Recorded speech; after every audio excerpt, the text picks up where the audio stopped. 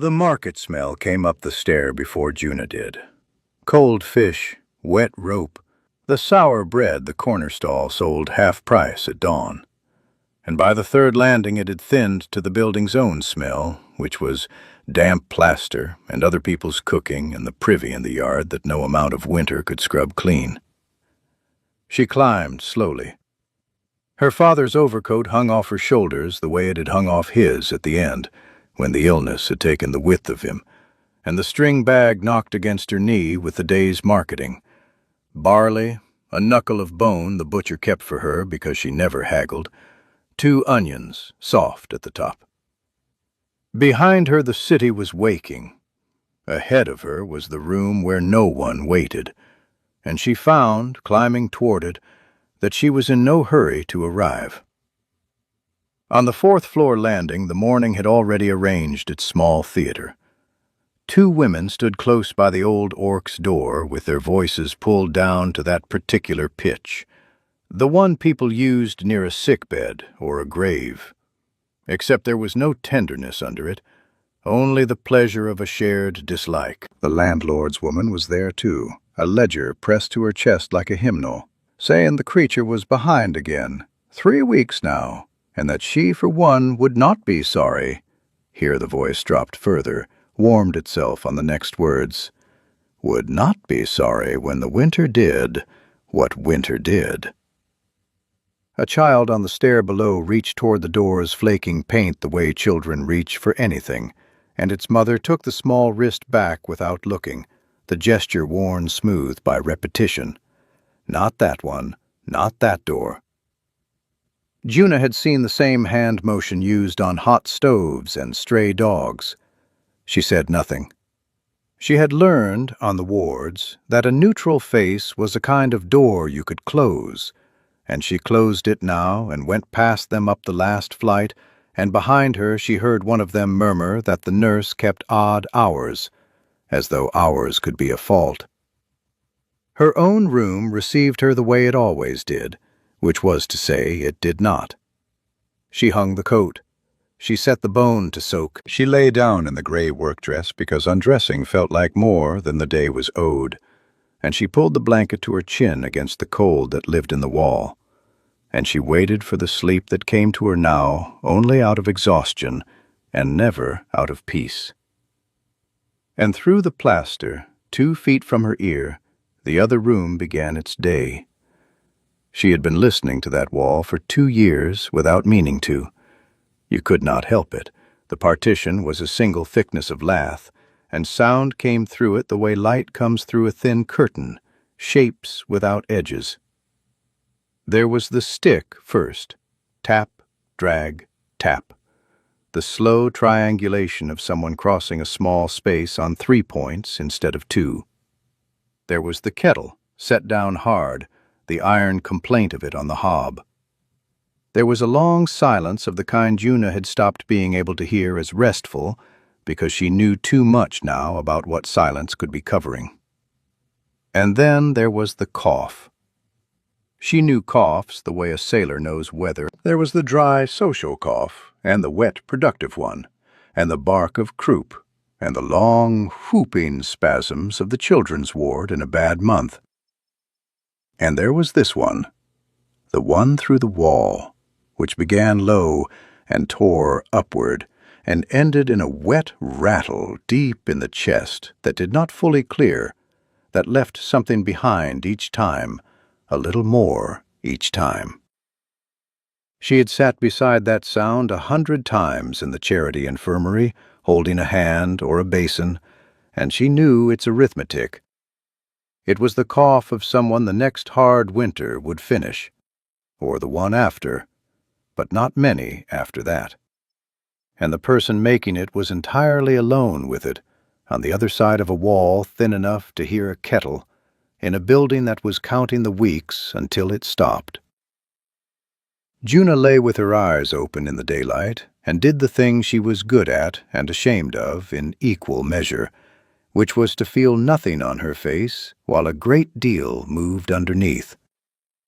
She had come to this city to be among strangers. She had nursed her father 2 years and 3 months, alone, through every stage of it, had learned his body's failures more intimately than she had ever known anything, and had walked out of that small room at the end, emptied in a way she had no word for, and wanted no word for. She had decided, without ever quite deciding it, that she would not pay that price again, that she would spend her care on the ward, on people who came and went and asked nothing of her past the morning, and that her own 4 walls would stay her own. It had worked. No one on this landing knew her name, and here was the cough, arriving each day through the plaster like a bill she had thought she'd settled. That night she made too much soup.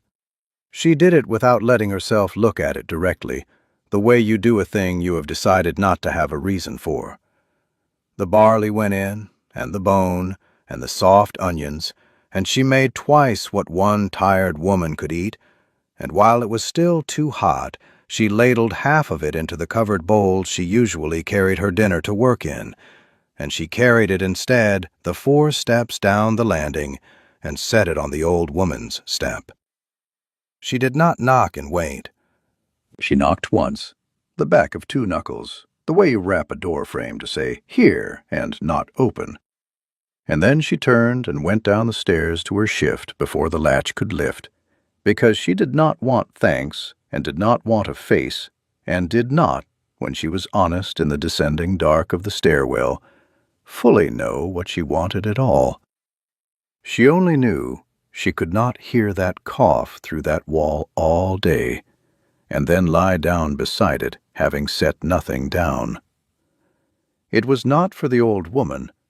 It was so that Juna could sleep. That was what she told herself, and it was true, and it was not the whole truth, and she went to work. The infirmary took the night from her in its usual coin. An old docker with a crushed foot, a girl with a fever they broke by morning, and a boy with one they did not.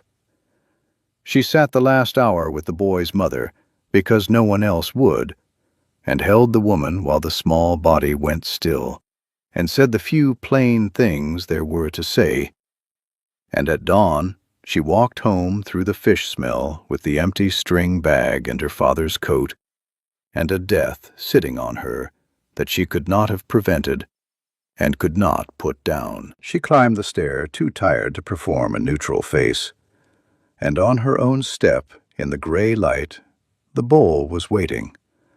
It had been washed, not rinsed, washed, scoured to the tin, cleaner than Una had handed it over, the work of hands that had decided not to be in anyone's debt.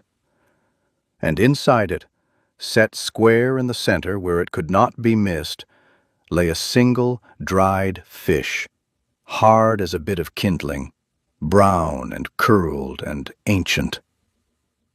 Una stood on the cold landing and looked at it for a long moment. She knew what it was. It was payment. It was a wall, rebuilt in the only currency the woman behind it would permit herself. You will not make me a beggar. You will not make me grateful. Here is your bowl, and here is the price of the soup, and now we are square, and now you may stop. It was the most eloquent refusal she had ever been handed, and it was also, unmistakably, an answer. Because a person who truly wanted nothing would simply have left the bowl, and this person had got up on a bad night, on 3 points instead of 2, and found in her bare room the one thing she had to give, and given it. Behind the wall, as Juna stood there with the hard little fish in her palm, the stick crossed the floor once, tap, drag, tap, and stopped, and the 2 of them held still on either side of the lath, each waiting to be sure the other had gone. 2 women who had each decided for their own opposite reasons to need no one in the world, and who had just, without a single word, begun to negotiate. For 9 more dawns, the bowl went down full and came back empty and washed, and something went back with it each time. A twist of coarse salt, a heel of black bread, once a single bone button, the small change of a life pared to nothing. And Juna stopped telling herself it was only so she could sleep. Then, on the 10th dawn, she climbed the stair, and the bowl was on the old woman's step where Juna had left it the night before. Not returned, not emptied, untouched. The covered dish sat exactly as she had set it down, the soup gone to a cold skin beneath the cloth.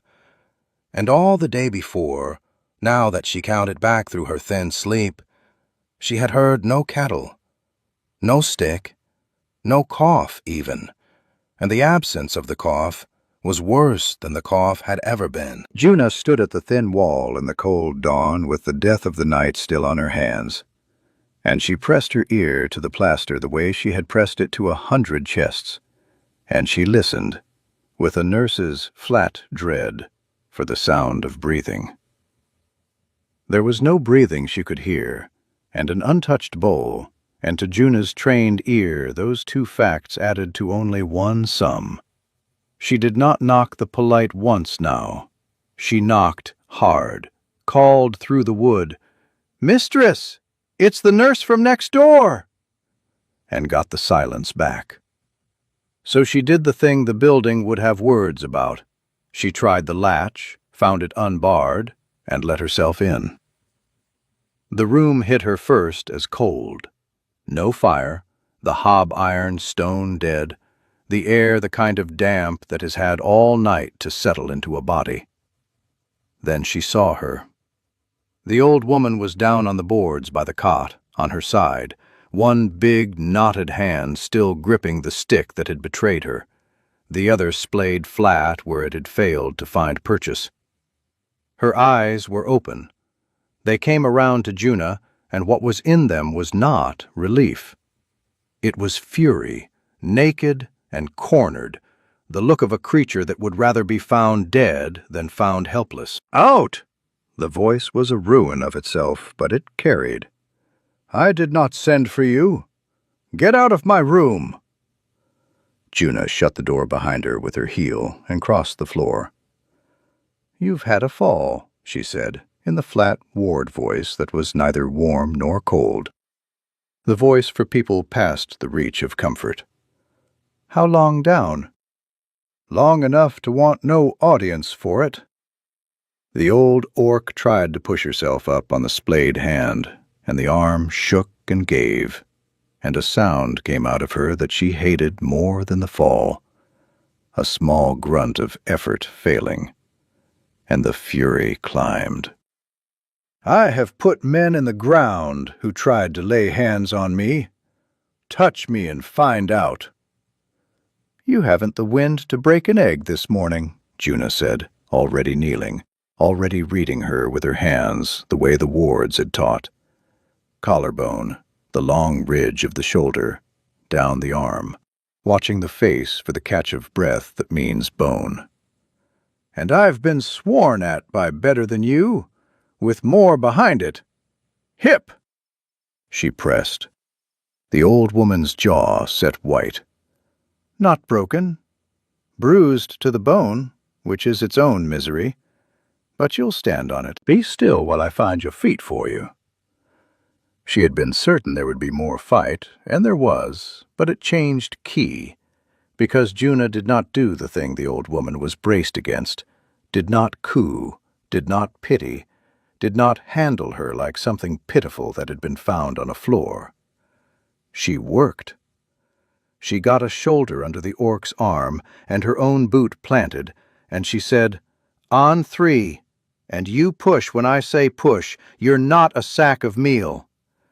And the old woman, who had spent 40 years having humans either flinch from her or condescend to her, found herself instead being ordered about by a tired professional who plainly did not care what she was, only how she lifted.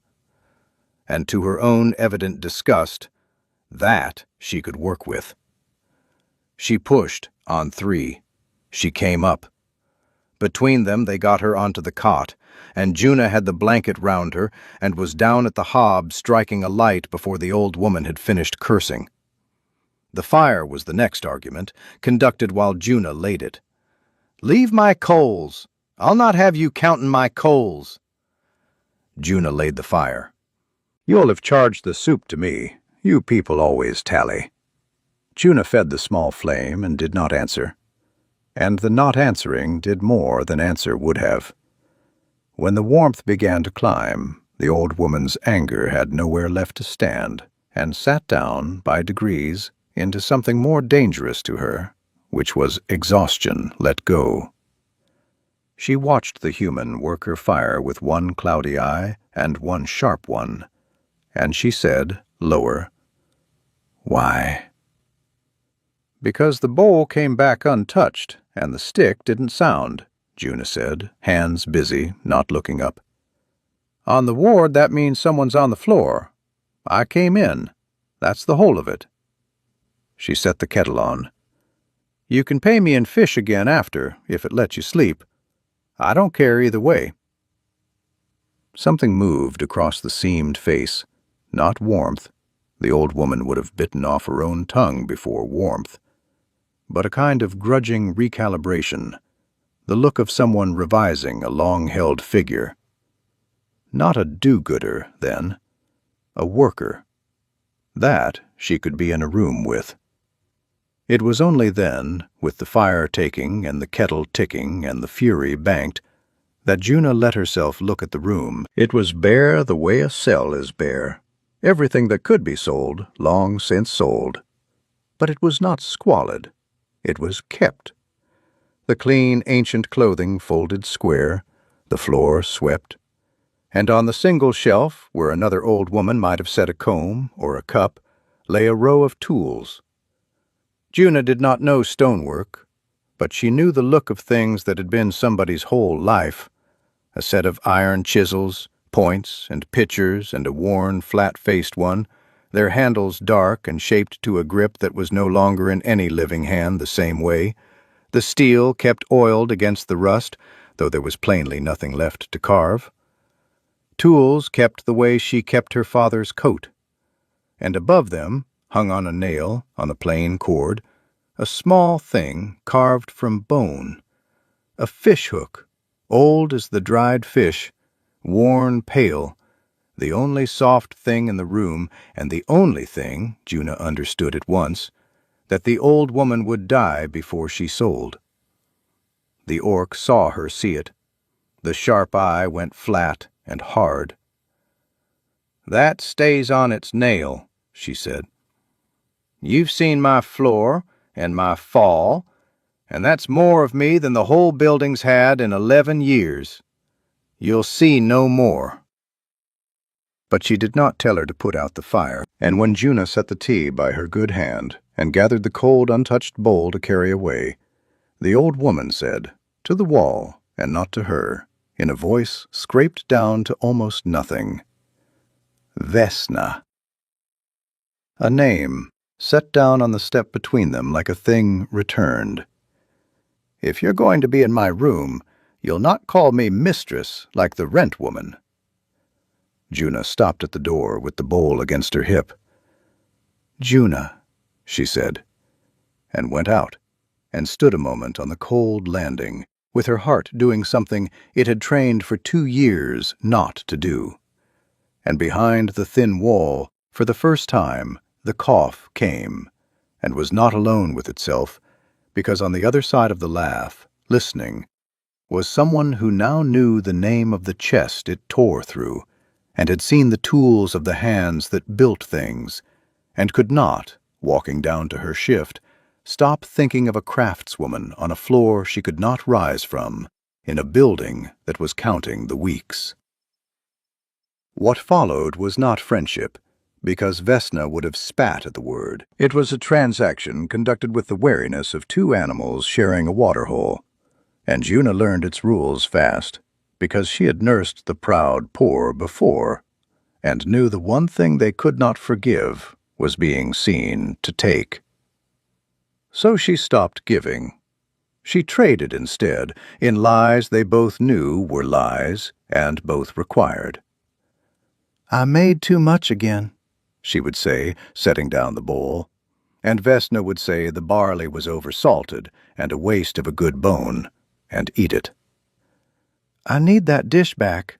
It's the only one I've got," when she had two, and the dish came back washed with something in it. A nurse learns to bring help wearing the mask of need. "The doctor at the ward gave me a twist of this for my own chest, and it'll only spoil. You might as well." It was liniment for the old woman's hands, and Vesna knew it and called Juna a poor liar and took it.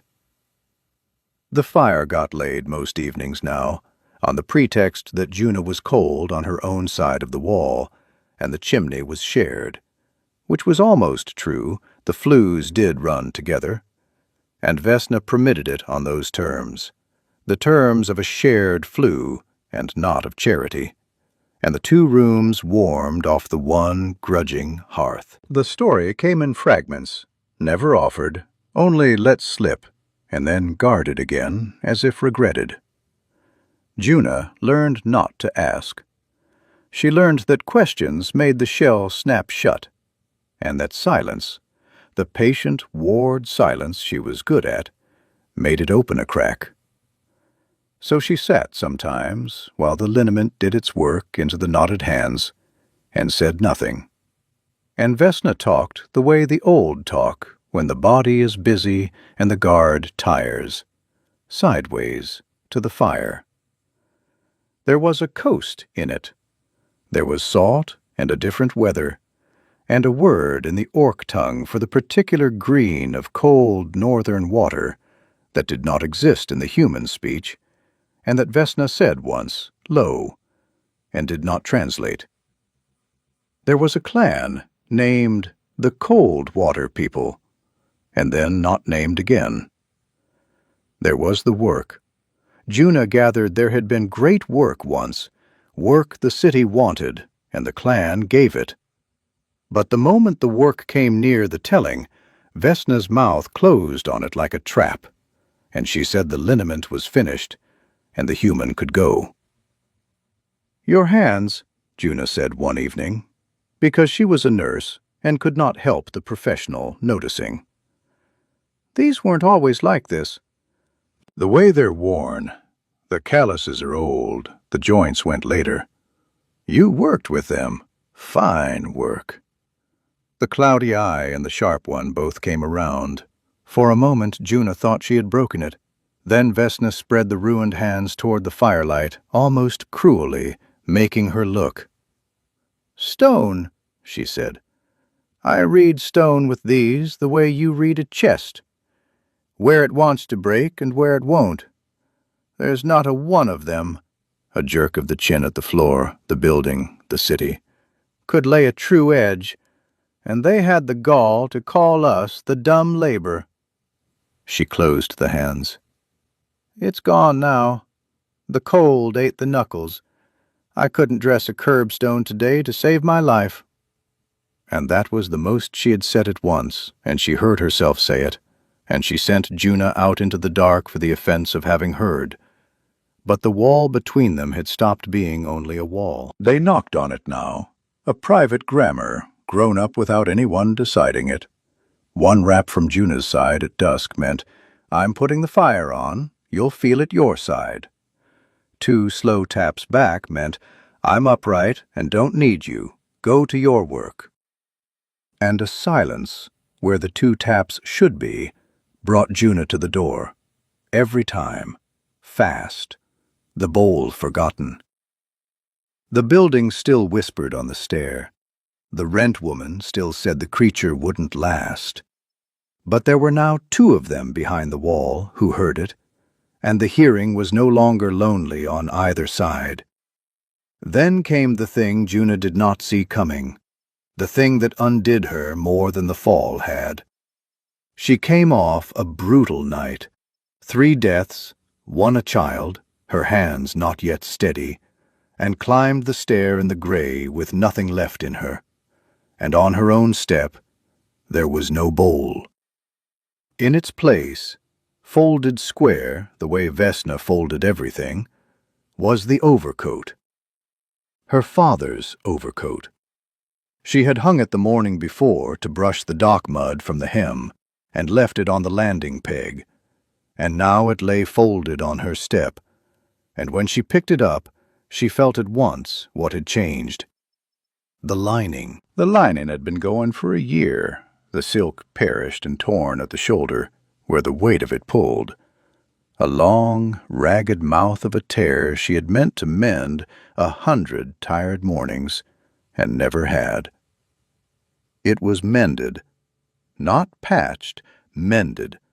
The torn edges turned under and drawn together with stitches so small and so even they were nearly invisible. The work of someone who had set a true edge to stone for 40 years and could still, it turned out, on a bad night, with hands the cold had eaten, make her ruined fingers do one fine thing.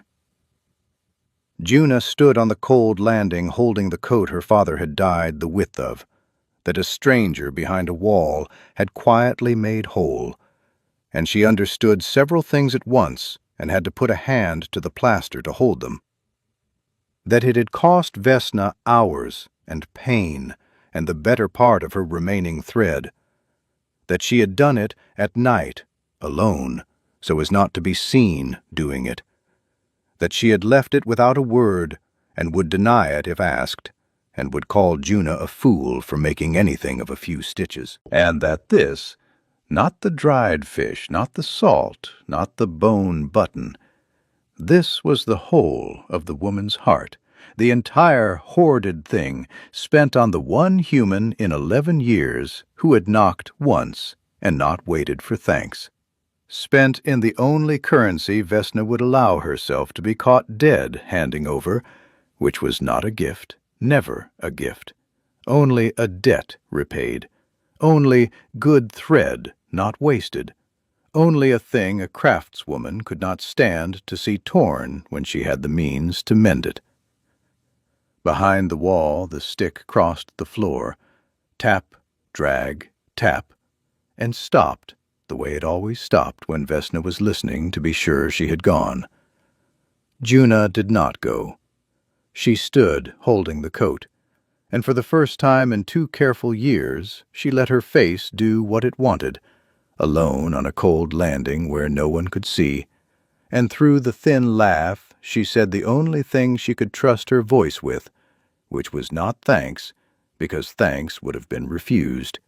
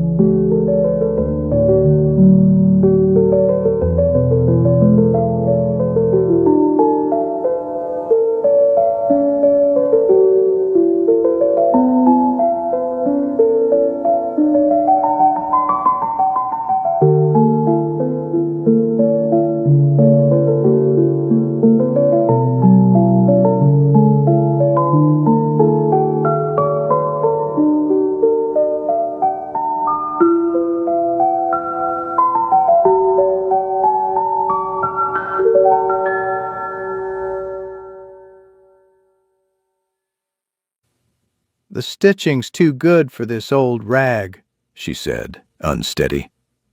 "You've wasted your thread."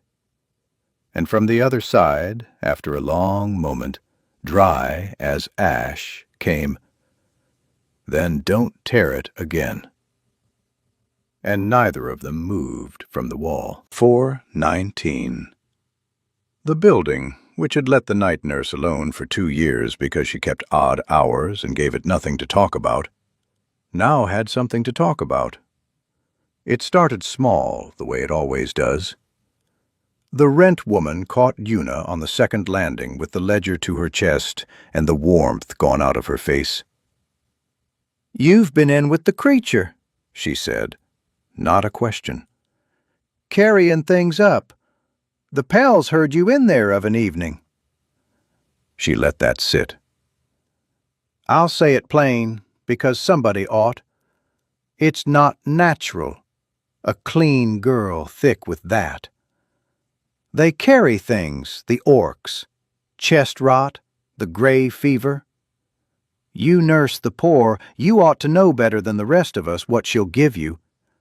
And the room," the ledger shifted, "when she goes, that room's mine to let, and I'll not have it queered with talk that the nurse had her feet under the table first. You take my meaning." Juna took her meaning. The meaning was older than this building and would outlast it. After that, the landing did the thing it knew how to do. The Pell woman, who had nodded to Juna at the privy for 2 years, stopped nodding. A man on the 3rd floor said something low as she passed that she chose not to hear. The child who had reached for Vesna's door was now steered wide of Juna's too. The same worn hand motion, not her either. And that one landed somewhere Juna had thought was scarred over. Because here it was. This was the bill. This was the precise cost she had crossed a country to avoid. Not the grief of the ward, which came and went and asked nothing, but the slow entanglement of a place, the way caring about one person on a landing roped you into the whole landing's weather. She had built 2 years of careful, friendless safety, 4 walls and no name, and she had spent it on a few bowls of barley soup. And now she stood exposed on the open stair, with the old fear rising in her like cold water up a flue. This is how it costs you.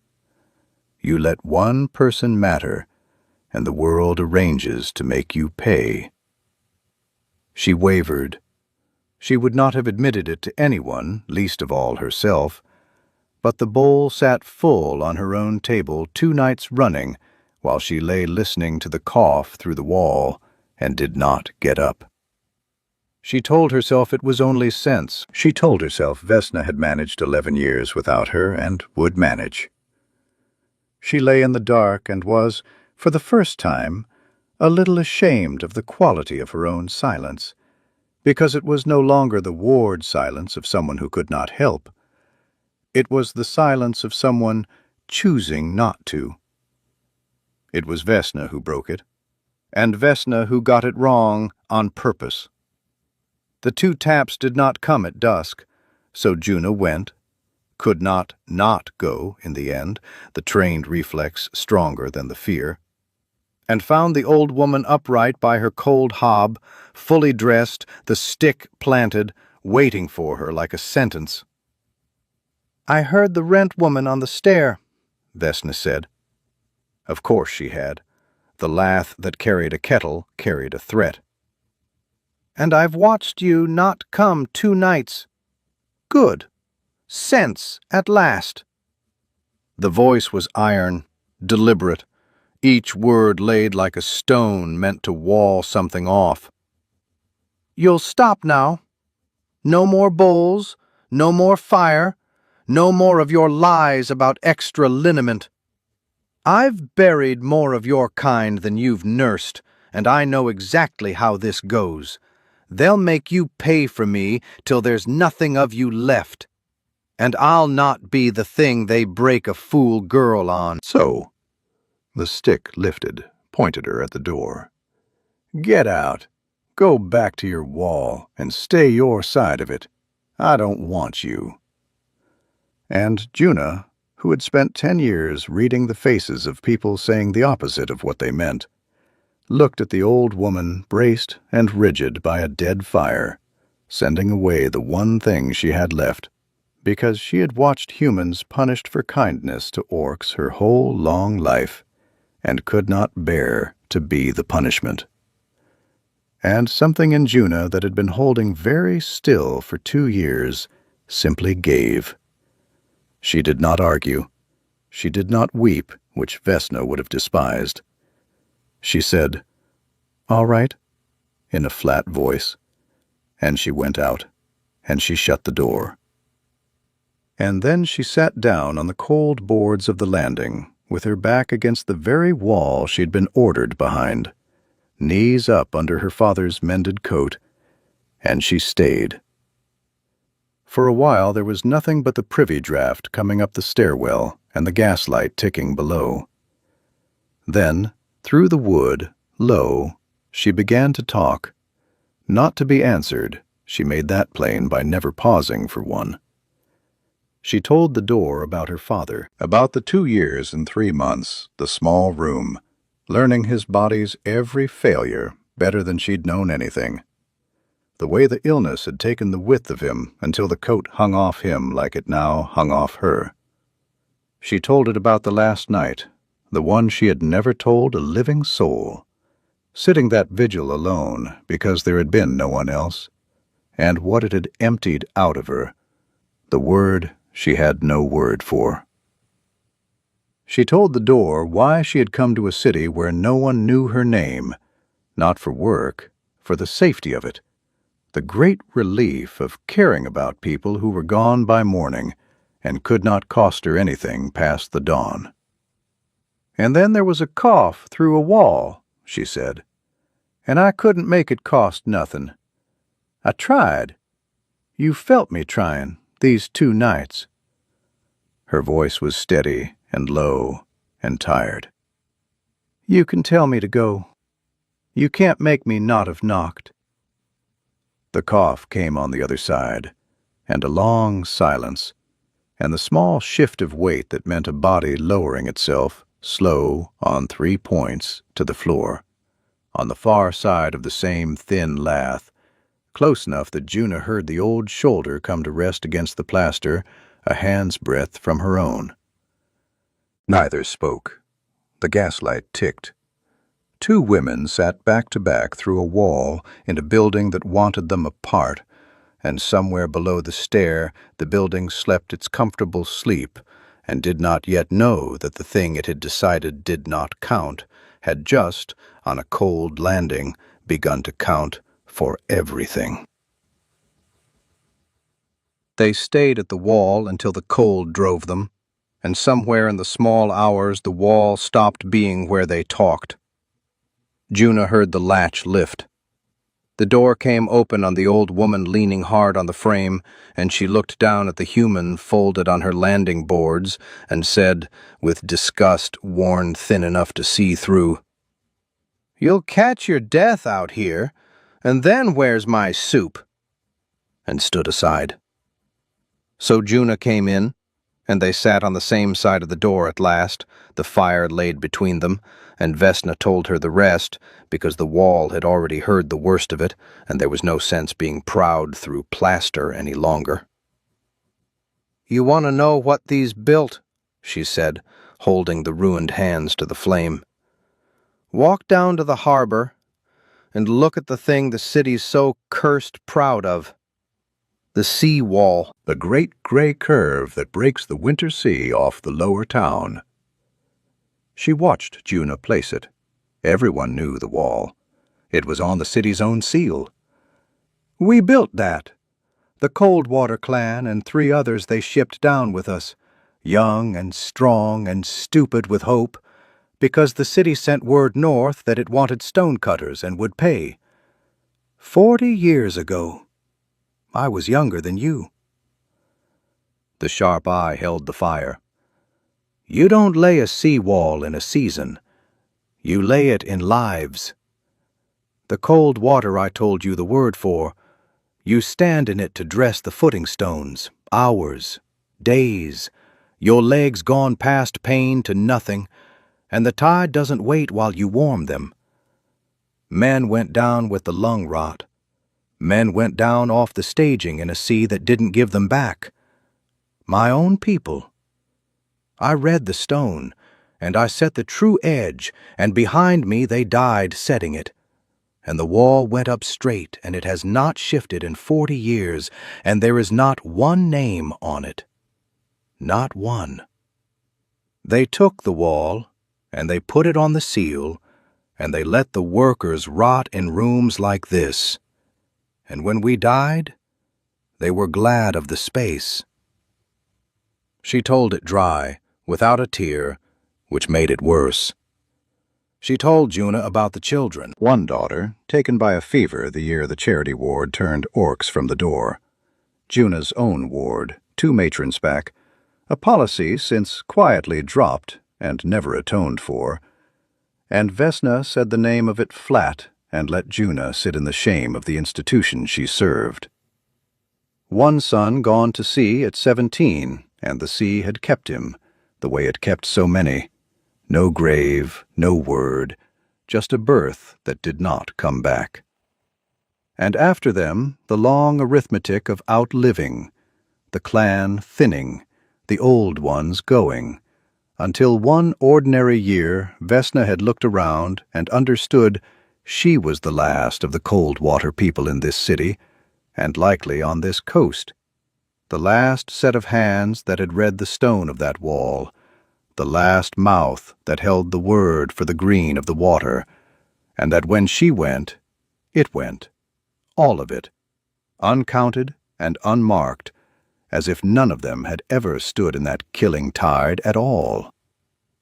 11 years in that room," she said, "and don't you make a sad story of it. I drove them off, every one. The do-gooders, the church women, the few orcs left who'd have sat with me. I'd sooner be feared than pitied. A curse, they call me through the wall. Fine. A curse keeps its room. A poor old thing gets managed into the ground by people glad of the bed." She turned the cloudy eye on Juna, then the sharp one. "You're the first in 11 years I didn't drive off. I haven't decided yet if that was strength or just that I'm too tired now to do it properly."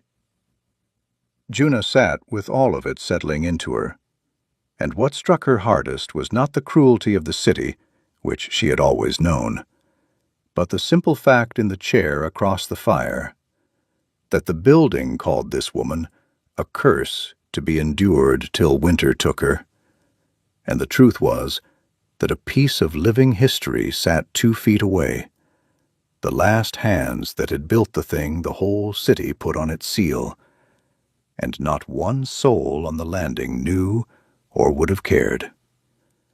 2 isolations had found each other across a wall. The nurse who tended dying strangers and went home to no one.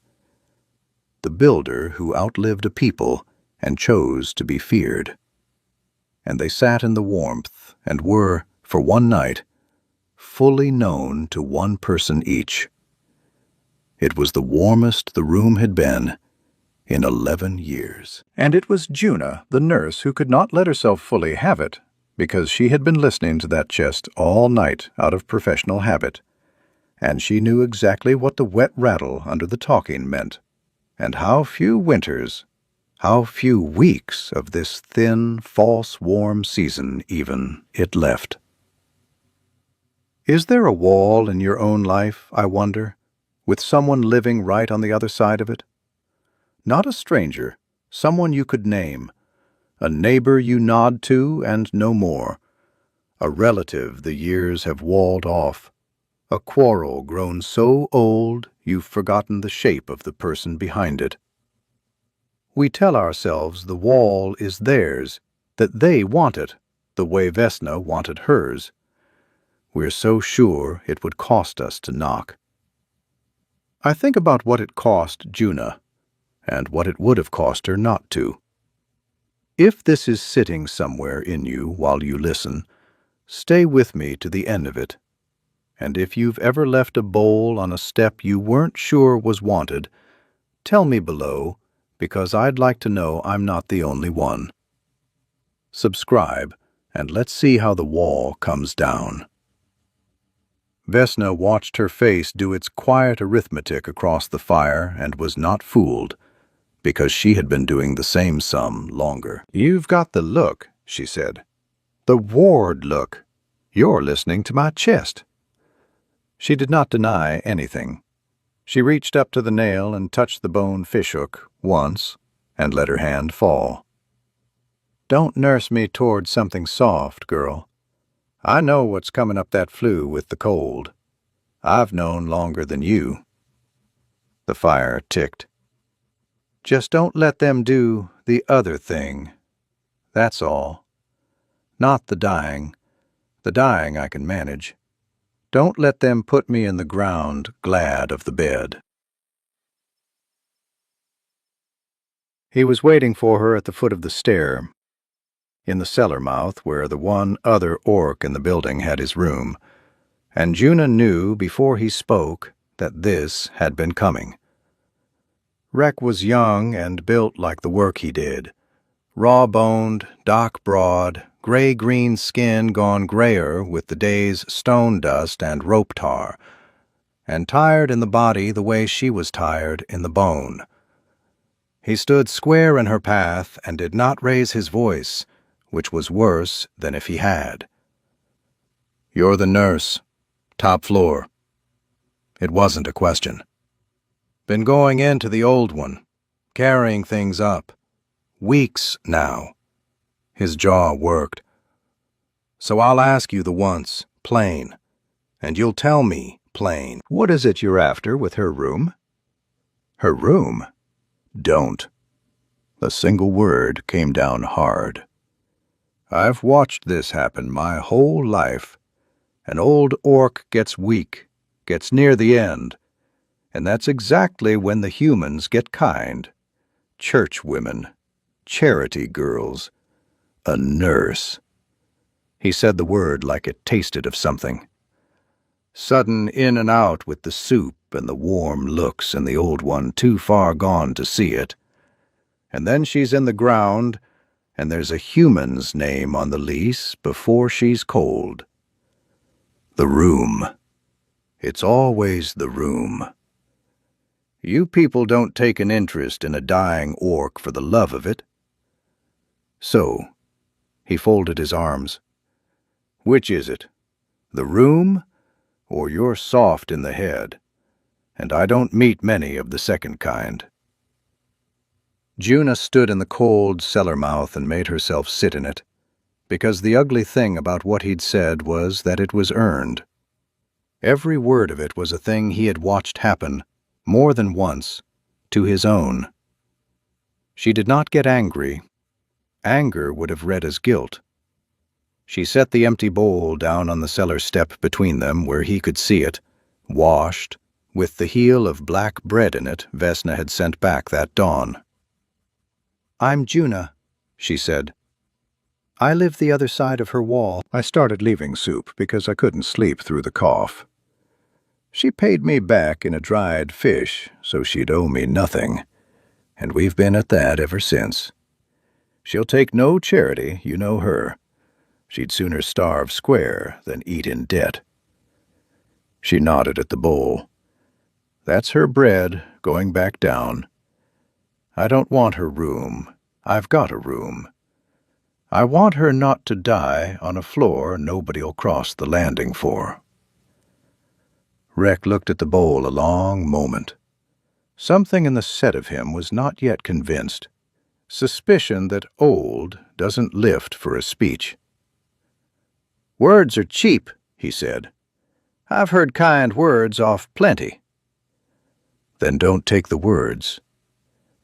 Juna shifted the coat on her shoulders, and he saw it then, the thing that did what no speech could. He saw the mended lining where the collar fell open, the impossible small, even stitches, and his eye, a docker's eye that knew handwork, caught on it. "She did that," Juna said quietly. "My father's coat. The lining was torn a year. She mended it one night with her own thread, and left it folded on my step, and called it not wasting good silk, so I couldn't thank her." You tell me what churchwoman ever got that out of Vesna of the Coldwater clan? The name stopped him. She watched it stop him, saw the docker's face change as the words landed somewhere they had no business landing. "Coldwater," he said slowly. "Say that again. Her clan." "Coldwater," Juna said.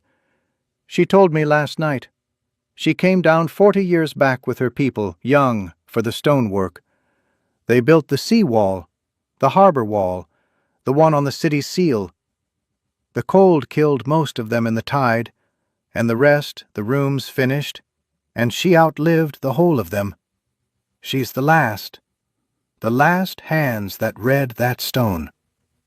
She did not yet understand why the big young orc had gone so still, why the dock dust seemed to stand on his face without him breathing to stir it.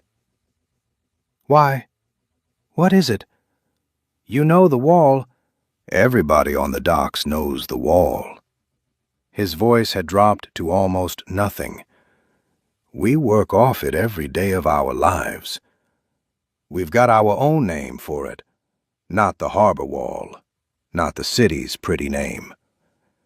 He looked up the dark stairwell toward the top floor as if he could see through 5 stories of lath to the room above. "We call it the Orc Bone Wall, the dockers, because the old men say it was built on our people, that there's a clan or more gone into that footing, drowned and worked to death and never named. And the city took it and forgot. It's a thing, you say, a grim thing, like a grave you walk past." He swallowed. "I've said it 1,000 times, the Orc Bone Wall. And I never once—" He stopped. "You're telling me one of them is alive? Up those stairs, one of the ones who actually built it, behind the wall the humans here call a curse." "One of them," Juna said. "Bad chest, bad hip, 73. Dying of nothing but all of it at once, and certain to her bones that she's the last of her people, and that when she goes, it all goes with her, uncounted." She picked the bowl back up, the bread still in it. "She thinks no one's left who'd know what she was. She thinks she's a ghost story behind a wall." Rex stood in the cellar mouth with the day's dust on him and his arms come unfolded at his sides, and the suspicion had gone right out of him and left something raw in its place. A young man learning that a thing he'd spoken of as a grave had a name and a chest he could hear cough, 2 floors up, this very night. He looked at the bowl of returned bread a long time. Then he said, low, more to himself than to her, "She doesn't know about us, the dock orcs. She thinks she's the last." And Juna saw the thought take hold of him, the thing that would carry the whole back half of it. "But she isn't, and we never knew to come." And Rek turned without another word and went down into his cellar to sit with what he now had to carry to his own. He carried it carefully, because he understood what Juna had told him about driving people off, and the dock orcs understood it too once Rek had said the name. Coldwater. One of the wall builders. Alive.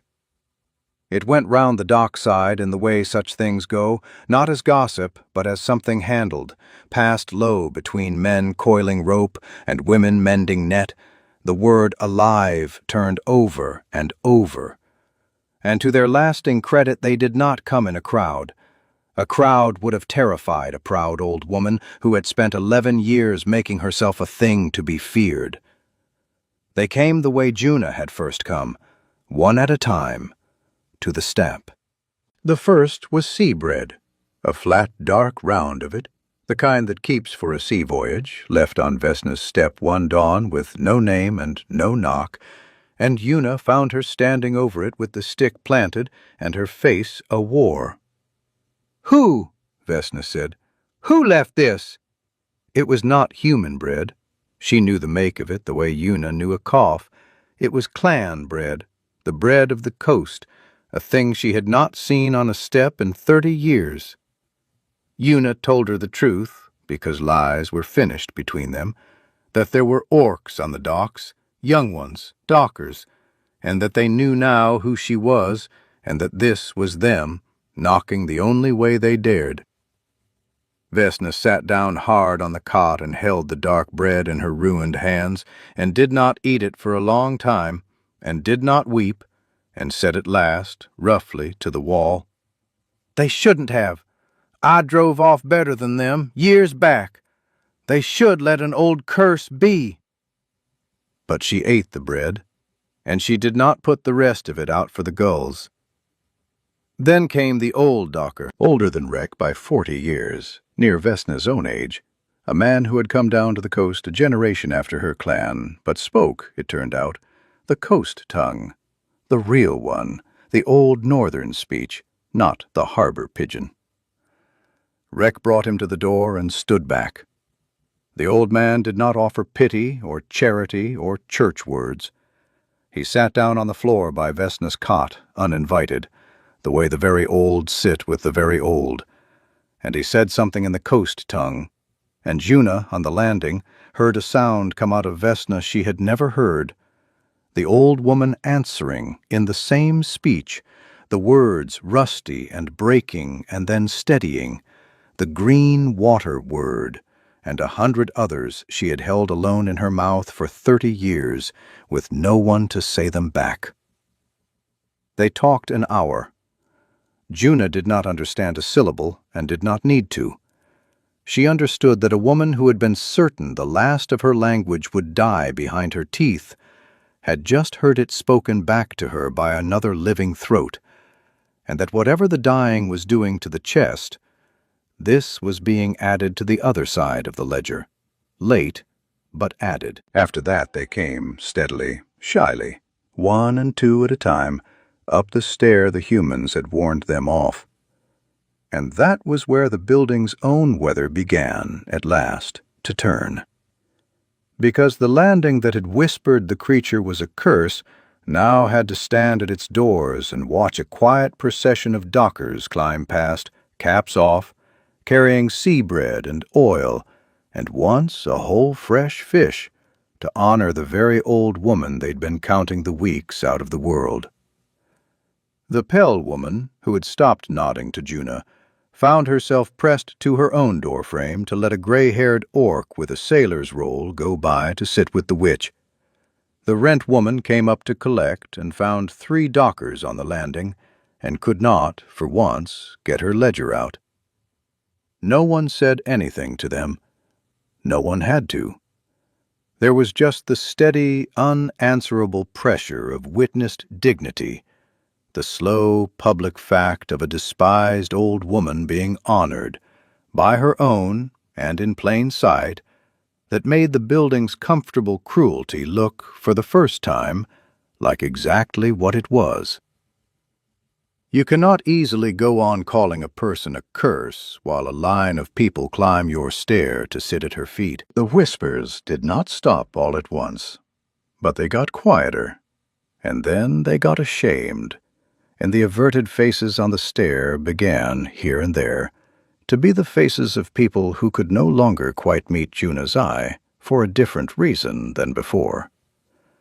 And Vesna, who had spent 40 years certain she was the last and the forgotten, who had made herself a ghost story so the loneliness would at least be on her own terms, discovered in the thin, false warm of a deceiving early spring that she was neither last nor forgotten, only lost, and now found, and that there had been a whole community of her own people a half-mile down the hill the entire 11 years, who would have come gladly, if only she had not driven the world so hard from her door.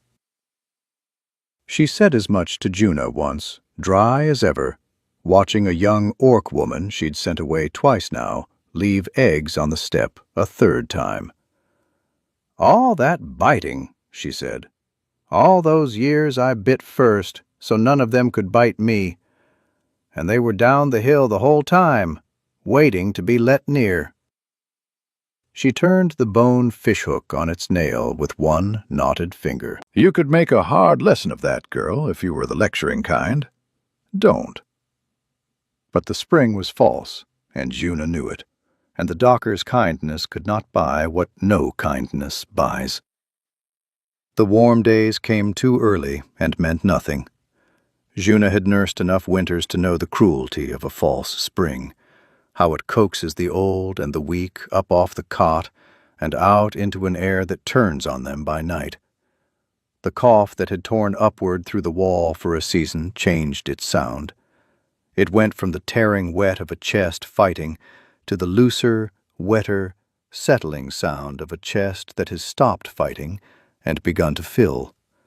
And Juna, sitting with her one night while the old docker dozed in the corner, heard it change, and knew it for what it was, and knew that the community had arrived in time to honor Vesna of the Coldwater clan, but not, now, in time to keep her, and that the thing she would have to do next was not nurse the old woman back, which was past doing, but make sure she did not die the way the building had always wanted her to. Juna stopped pretending the soup was extra. There was no more need for the lies now, and Vesna had no more breath to spend refusing them, so the nursing came out into the open at last. The thing Juna was best at in all the world, done now not for a stranger on a ward who'd be gone by morning, but for the one person on her own landing she had let all the way in. She propped the old woman high against folded clothing so the filling chest could drain what it could. She kept the fire steady day and night and let the building think what it liked about her coals. She wet the cracked lips and worked the liniment into the knotted hands that no longer gripped the stick because the stick was finished, and so, both of them knew it now, was the walking. She did the small, relentless work of keeping a dying body as easy as a dying body can be kept, and she did not lie about what it was. Vesna would have despised a lie. "It's pneumonia," Juna told her plainly when she asked, because she always asked plain. "The chest's filling. I can ease it. I can't stop it." And Vesna had nodded, satisfied, the way she was only ever satisfied by the truth, and said, "Good." "I'd not trust a nurse who'd dress it up." The dock orcs kept vigil now in shifts, without being asked, the way coast people keep a watch. Never the room left empty, never the old woman left to a long silence with only her own chest for company. The old docker came each evening to talk the coast tongue low into the failing light, and Vesna answered less and less, but always turned her head to the sound of it, the green water word, the last thing that still reached her clearly. The young woman with the eggs sat the dawn watch. Rek came after his shifts, still in his dust, and sat awkward and huge on a stool too small for him, this young man who had spoken of her as a grave he walked past, and now could not make himself leave her side. It was Rek, she asked, near the end of a clear, thin afternoon, to carry her to the window. He lifted her like she weighed nothing, which by then she nearly did. The powerful shoulders Juna had glimpsed under the papery skin gone to almost air. And he held her at the casement Juna had propped open to the unseasonable warm, and from the top floor, over the slate roofs falling away to the harbor, you could see it. The gray curve of the seawall, taking the afternoon light, breaking the lower town off the cold sea exactly as it had for 40 years, exactly as straight as the day the last stone went true. Vesna looked at it a long time. She did not say anything sentimental. She said, in the rags of her voice, 40 years, not shifted a hair. And Juna understood it was the proudest thing the old woman owned, and the closest she would come to a goodbye to her own dead, who were in that footing, who were that wall. Then she said she was tired, and Rec carried her back and laid her down as gently as his big dock hands knew how.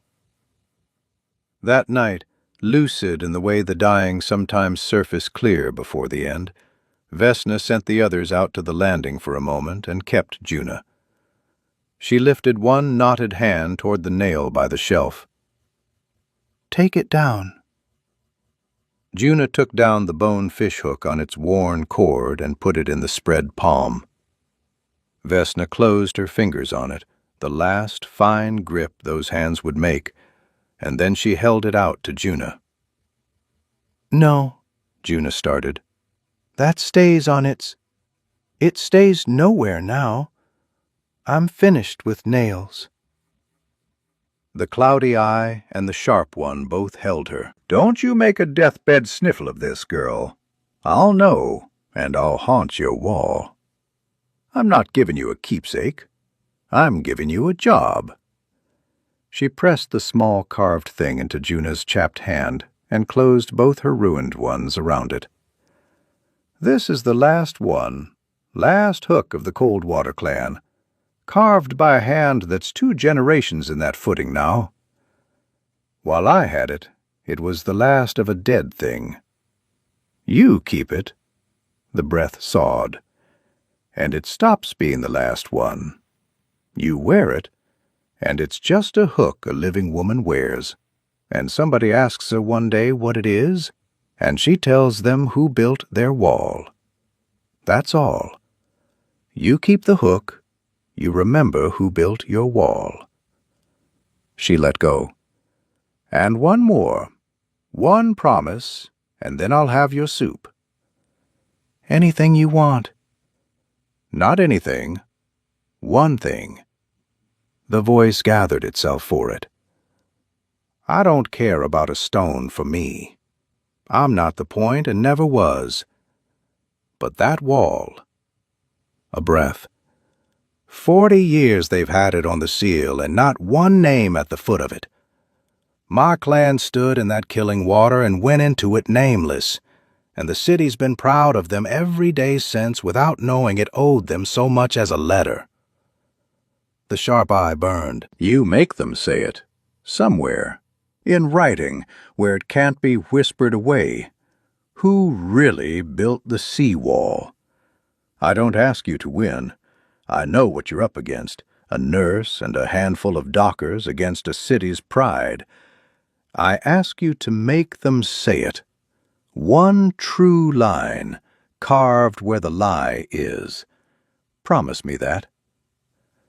And Juna, holding the last hook of a dead clan in a hand that had closed 100 strangers' eyes, looked at the old woman who had bitten first for 40 years, so no one could see how the loneliness had hollowed her, who had mended a dead man's coat in the dark rather than be caught being kind, who was asking with the last of her breath, not for herself, but for the nameless in the wall.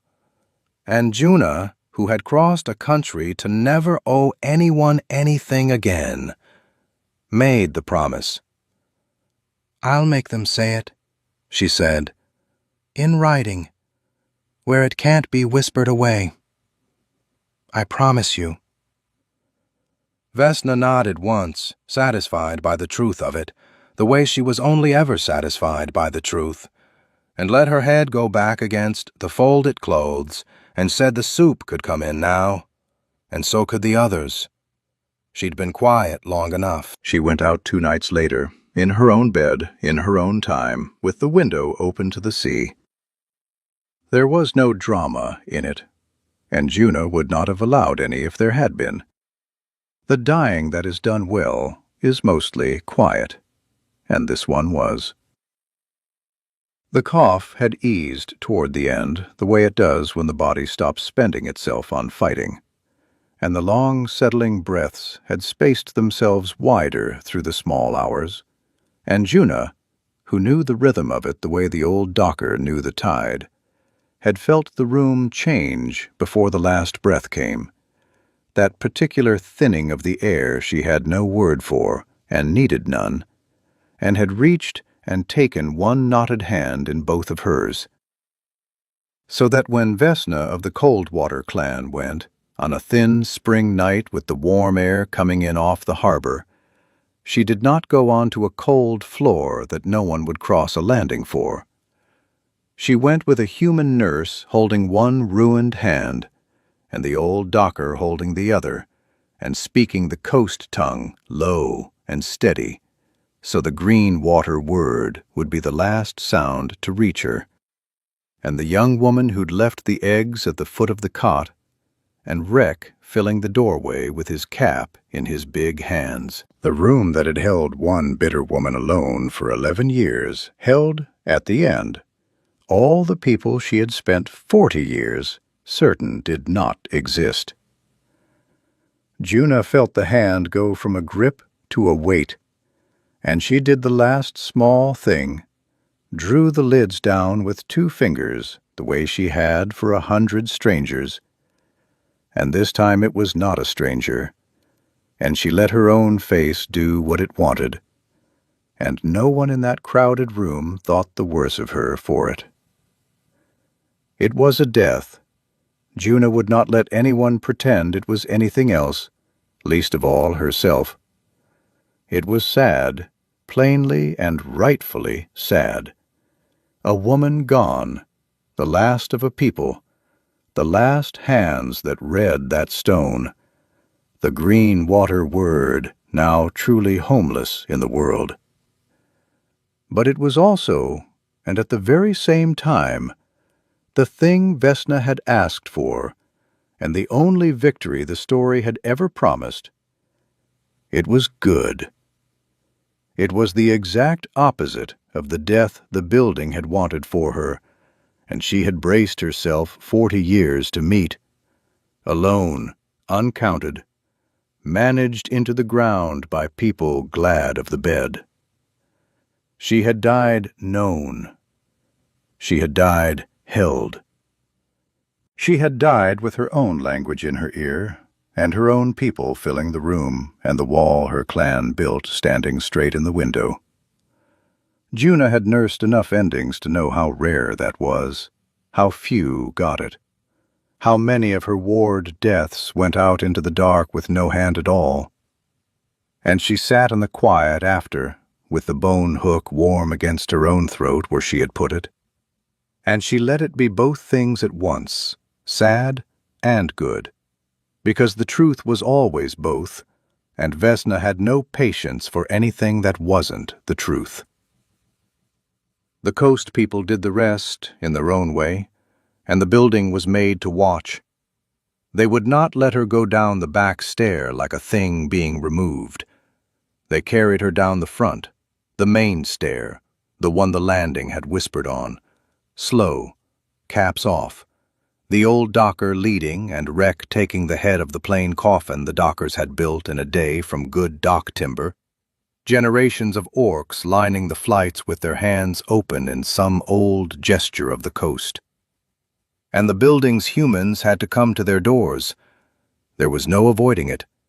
You cannot not hear a clan carrying its dead down a wooden stair. The pale woman stood at her door with her hand at her mouth. The man from the 3rd floor took off his own cap, not knowing he did it.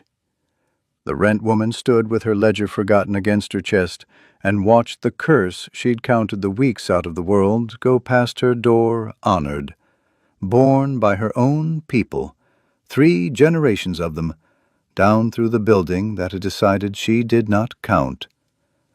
And there was nothing for any of them to do but witness it. The funeral honors of a woman they had called a curse, carried past their doors in plain daylight by people who knew exactly what she had been. No one defeated them.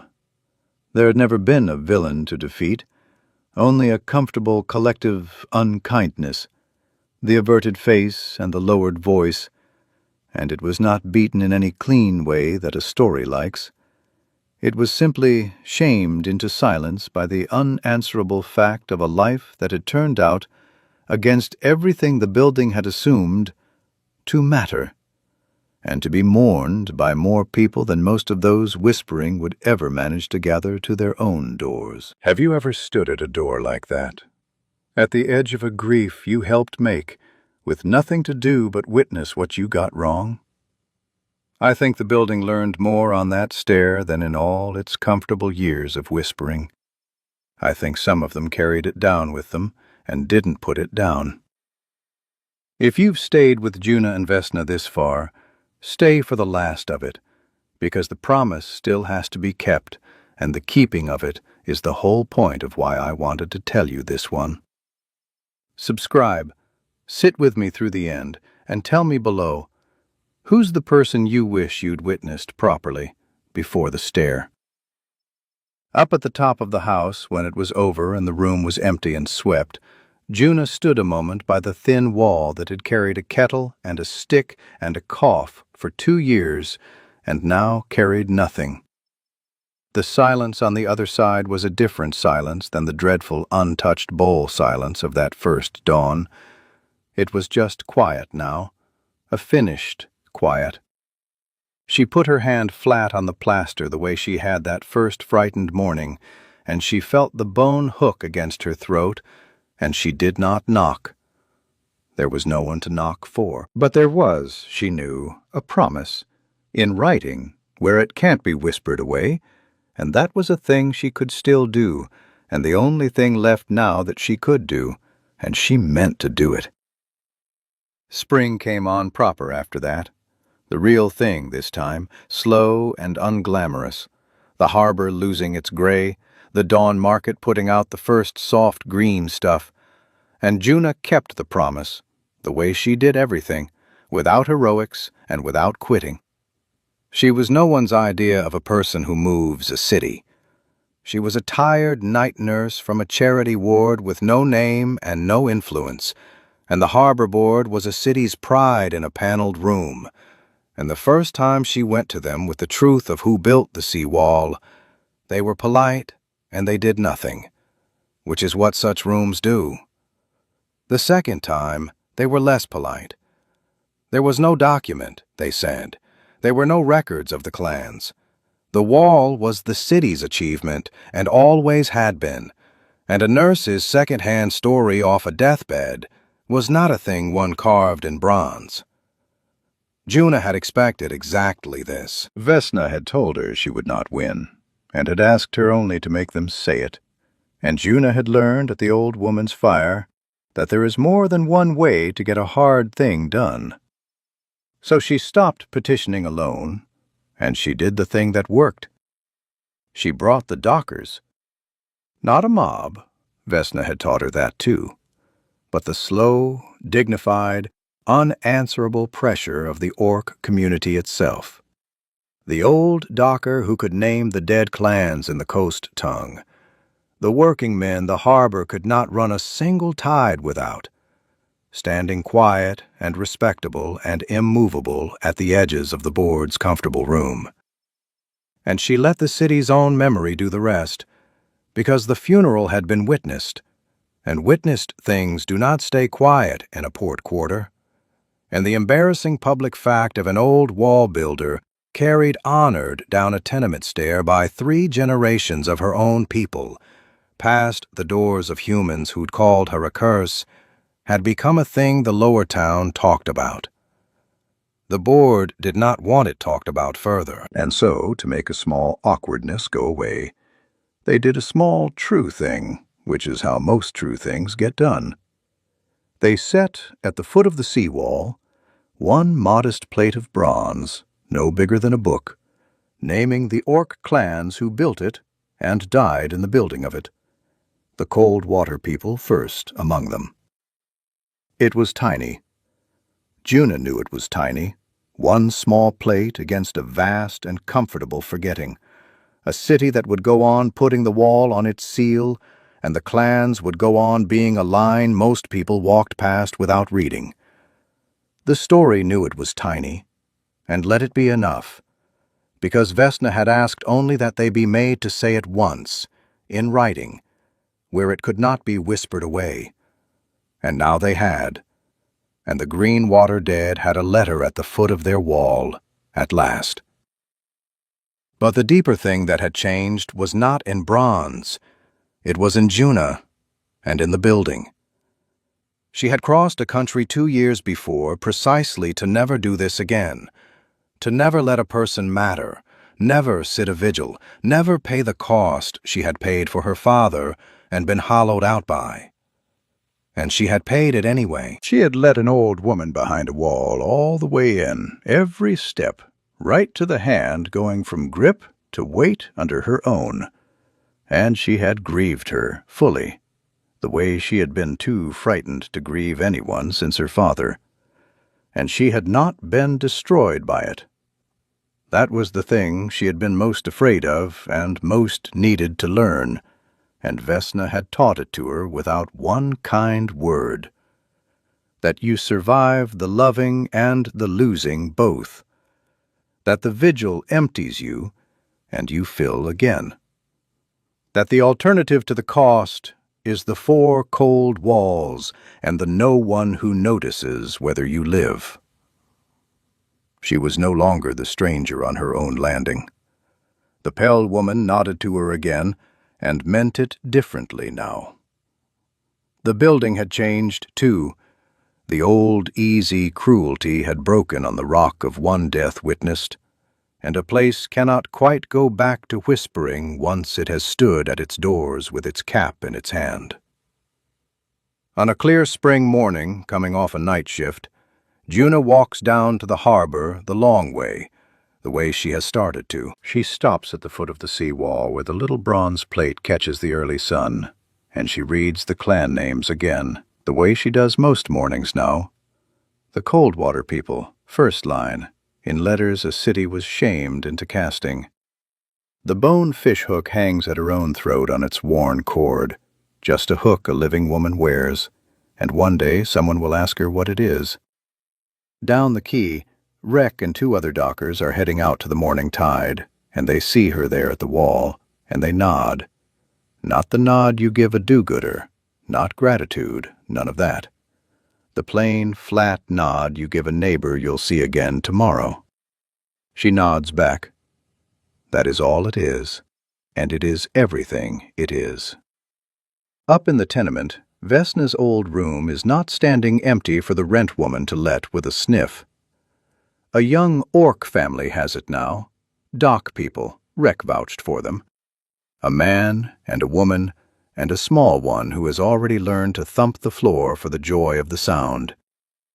And Juna, without being asked, without a word, has already left a covered bowl of barley and bone soup on their step at dawn, knocked once with the back of 2 knuckles, and gone into her own room before the door could open. Through the thin party wall that for 11 years carried only a lonely stick at night, tap, drag, tap. There comes now, faint through the plaster, the ordinary racket of a household beginning, a kettle, a child, 2 voices that have not yet learned to lower themselves on the stair.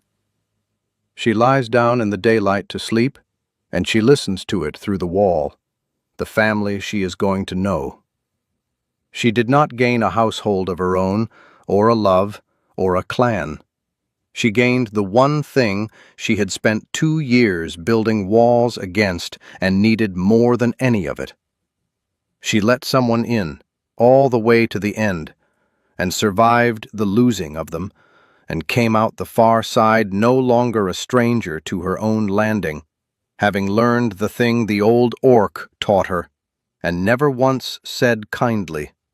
The thing Juna understands fully now, lying warm behind the wall with the bone hook at her throat, and a new family's kettle singing through the plaster. That you do not leave the bowl on the step to save the other person. You leave it so that neither of you dies a stranger.